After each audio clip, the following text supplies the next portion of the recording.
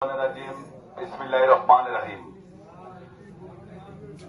আজকে কৃষকগণ কর্তৃক আয়োজিত আজকের এই মতবিনিময় সভায় উপস্থিত আছেন নোয়াখালী জেলা কৃষক দলের বিপ্লবী আহ্বায়ক জনাব ফজলে আলাই বিপি পলাশ ভাই। উপস্থিত আছেন নোয়াখালী জেলা কৃষক দলের যুগ্ম আহ্বায়ক জাভেদ ভাই। উপস্থিত আছেন নোয়াখালী জেলা কৃষক দলের যুগ্ম আহ্বায়ক শাহনাজ ভাই। উপস্থিত আছেন ঢাকা মহানগর কৃষক দলের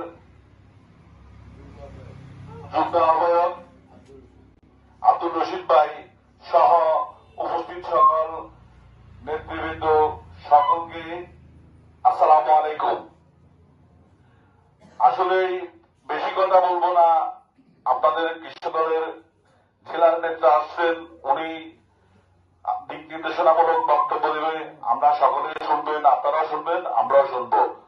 শুধু একটি কথা বলবো, নোয়াখালী জেলা থেকে যদি একটা দিক নির্দেশনা আসে, সেই দিক নির্দেশনা আপনারা কি মানেন না?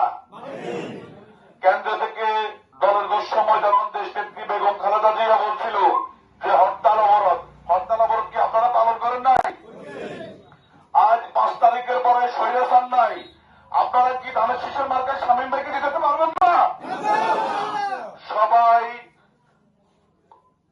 সবাই মন দিয়ে এবং কি দলের দুঃসময় যেভাবে কাজ করেছেন ধানের শীষের পক্ষে, দলের পক্ষে, বর্তমানে এ সময় আপনারা শামীম ভাইয়ের জন্য কাজ করবেন। শামীম ভাইকে এমপি হিসেবে হাতিয়ার 6 আসনে আপনারা বিজয় করবেন, এই আশা ব্যক্ত রেখে আমার বক্তব্য শেষ করছি।